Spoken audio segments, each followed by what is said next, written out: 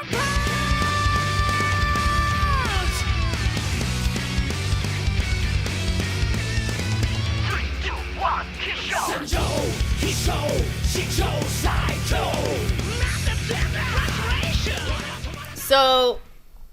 One Punch Man.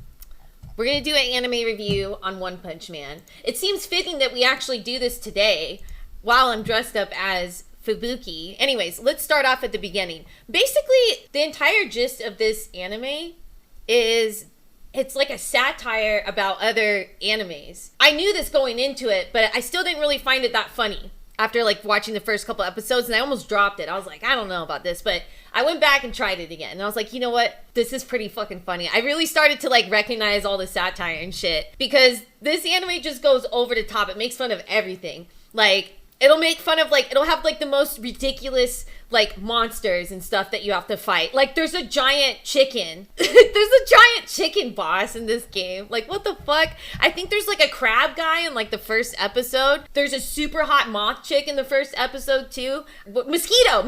She's a giant mosquito. Mosquito girl. Sorry, my bad. Giant mosquito girl. So it just has super ridiculous, over the top monsters and shit that what's his face ends up fighting. So Saitama is the main character in this anime. He's the guy in the background. It's kind of interesting. I never knew why this character was bald. You know, it's just like bald anime character. Interesting. I don't know. I don't see him, you know.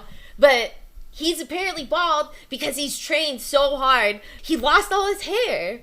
He gets bored, okay? He starts getting bored of being a hero because he's so good. He can literally one punch any fucking monster he's up against, okay? He ends up meeting this other guy named Genos in the very beginning, and this guy like wants to be the best hero ever, but he's like the super serious like character, and it's so fucking funny. He takes himself like way too seriously, and Saitama is like the opposite of that. He doesn't take himself seriously at all. He's more laid back and just kind of like chill, you know, like it's like he's not even trying, you know. He actually, I learned very early on that Saitama definitely resembles Daigo. Remember the picture, guys, of Daigo with the Cheez-Its? And he's like slouched in the couch and he's just eating Cheez-Its, you know, and he looks hella floured or something's up, you know? But that motherfucker would just like absolutely murder you.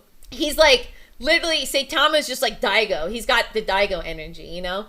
Anyways, Genos ends up being taken under Saitama's wing. Mostly, I think, because he had money and he was going to help pay for Saitama's rent. That seemed to be the trigger where he finally was like, oh, okay, yeah, you can live with me and I'll teach you how to be a real hero, you know?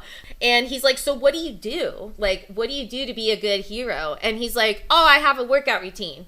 100 push-ups, 100 sit-ups, 100 squats, and 10 kilometers of running. And that's how he's somehow so strong. And it's so goddamn funny. Because like I said, this guy can kill anybody with just one punch. He can withstand people hitting him, beating him into the cement, throwing him up in the air, flinging him all over the place. He just is like, oh. Like, he just, like, yeah, and then he just like, boom. And he just like kills the other guy. So it's like so sick. But he's getting bored. He wants to find somebody that would actually be a good match against him, right? Later on in season 1, they get introduced to this thing called like the Hero Club or whatever, the Hero Association. Because Saitama's like, how come nobody knows who I am? I'm always, you know, saving people. Nobody knows who I am. And Genos is like, well, you got to be in like the fucking Hero Association, whatever the fuck it's called. So they go to sign up, right?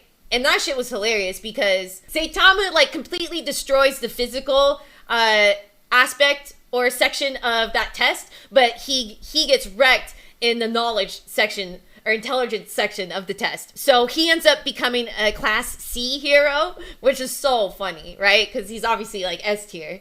Genos, I believe, was S tier right away. But anyways, what happens now in season 1 is basically Genos is still training under Saitama. Saitama's pissed the fuck off that he's a Class C hero and he's, wanting to be more recognized. So he's going to slowly climb up the ranks, right? Most of the fights are pretty cool. Like especially in season 1, I really like the graphics and stuff. Like they really would show the fucking punches and shit in season 1, which is dope. Which unfortunately they don't do too much in season 2. Not that it's bad. I still had a lot of fun watching it, and there was crazy, hilarious characters like the fucking giant chicken and shit. The giant centipede too at the end of season 2.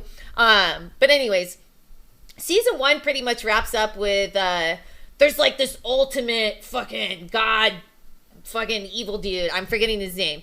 But that was a really cool episode. I really liked that one. That was the end. His name was Boros. Yeah. Okay, Boros. That's right. So yeah, this dude Boros has like been searching all across the universe for somebody that would like, he could fight against, you know? Because he just kills everybody so fast. And obviously, as you would guess it, Saitama wins, right?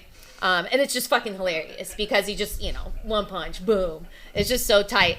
That last scene though, that last whole scene, the last episode was so sick. Like there was so much action going down. Season 1 wraps up pretty much there. Season 2 just kind of continues the story of season 1, honestly. They introduce a couple new characters. There's a hero named King, who's pretty funny. Oh, Metal Bat. Yeah, Metal Bat since season 2. Of course, you meet Fubuki, who is Tatsumaki's sister. I believe Tatsumaki is an S tier. But back to King. This guy is fucking hilarious. I think he might have been my favorite character in season 2, honestly. He kind of steals the show to me.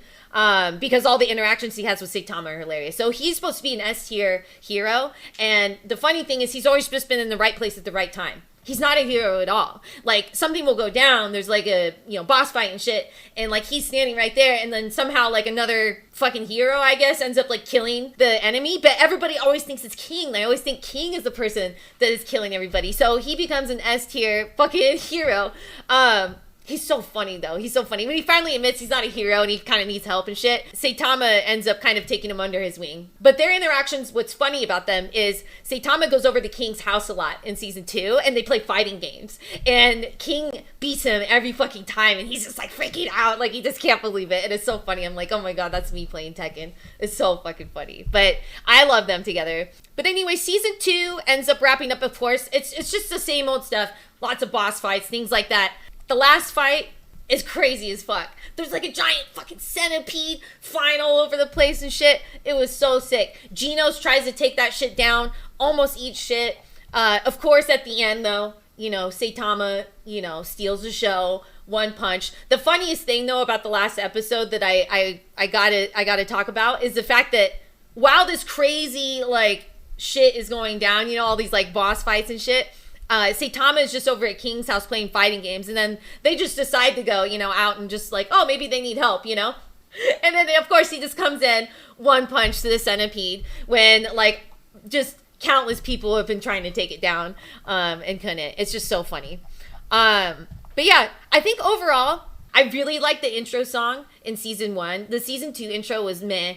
I skipped it. I love the graphics in season 1. Season 2 was a little less, you know, the graphics or whatever, but it was still all right. They just didn't really show a lot of close-ups of his punches and stuff in season 2. I liked all the characters. I really started to really like all the characters. Like, most of them, okay? Some of them were fucking weird. Like, the naked dude, Piri Piri. That guy was fucking weird. But I ended up really liking Genos, and I didn't like him at first, you know? I loved King. He was fucking awesome. Tatsumaki, Fubuki, I loved her. So, where would I rate this? It would probably have to be, I'm going to give it a 9. I really, really liked it a lot. I really, really liked it a lot. Yeah, it can't be a 10 because season 2 just, it wasn't a 10. Season 1 was a 10 though. But that's a pretty fucking good score. I'll give it a 9 out of 10. I think it was great.